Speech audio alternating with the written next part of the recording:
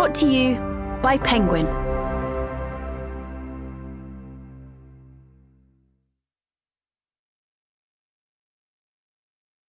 The Chase by Ava Glass. Read by Sophie Colquhoun.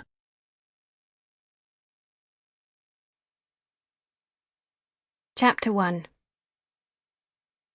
The sun was setting over one of the most expensive streets in the world when the assassins arrived. The CCTV camera on the central London corner recorded long blades of golden light stretched out across limestone walls as two men walked down the exclusive avenue. As if invisible, they passed unnoticed by a nanny pushing a buggy, and a trio of well-exercised women, thin as wraiths, chattering as they ambled to the gym. It was a bright autumn day, but the men kept their heads tilted down so no camera recorded their features as they slipped out of the shadows and approached a 6-story building where the last apartment sold went for £14 million. The camera above the door captured one of them standing guard, his face turned away, while the other bent over the handle. After a few seconds, the door opened. In another city there might have been a doorman or a security guard, but residents in this neighbourhood never liked to be observed going about their business. The most prized buildings had long been the kind where you can walk from the front door to your flat without seeing a soul. This was one of those.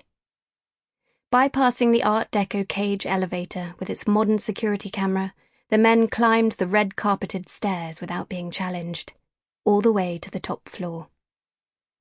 Outside, Knightsbridge went about its elegant business. A scarlet Lamborghini rumbled by with a panther's purr, pausing at a red light. A delivery truck idled behind it, the driver leaning his elbow against the open window, ogling the car's voluptuous lines. The three women reached the corner and waited for the signal to cross. The noise of the traffic passing on the cross street must have hidden the sounds of the struggle from the building behind them, because no one looked up as a body plummeted from the window of the top-floor apartment. It fell from the sky with a strange grace, a white dressing gown fluttering in the air like wings, before it slammed into the top of the idling van, striking it with such force the vehicle rocked on its wheels. The air was split by an agonized screech of bending metal and crushed bone. Later, none of the women could remember how they reacted, but footage from a CCTV camera showed them crying out, reaching instinctively for each other's hands as they scrambled away from the carnage. In the ensuing chaos, cars stopping, the truck driver and the Lamborghini owner emerging bewildered from their vehicles, talking and gesticulating, the women sobbing and pointing, the nanny pausing to look back. No one noticed two men step out of the pale stone building and close the door behind them, before walking swiftly in the opposite direction, heads tilted slightly down. The job was done. Chapter 2. The T-shirt shop smelled overpoweringly of patchouli oil. Perched on a stool near the cash register, Emma wondered if she'd ever get the musky, sweet scent of it out of her clothes. "Put these in that corner." Raven held out an armful of handmade signs and tilted his head towards the back of the shop, beyond the stacks of T-shirts with peaceful slogans, beaded necklaces, and carved wooden symbols. "Sure thing."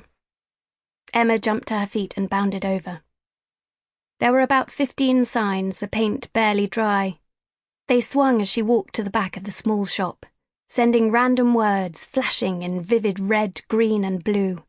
Emergency, danger, strike. It was after closing time, but Raven had asked her to stay late and help him get ready for the protest march planned for the weekend.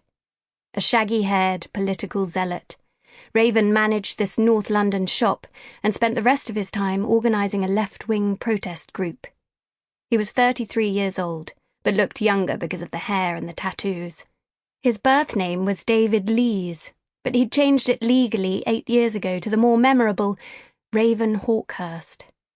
In action on the streets, he was the protest equivalent of a lightweight boxer, small and relentless, jabbing black and red anarchy flags at riot police, his thin face disguised by...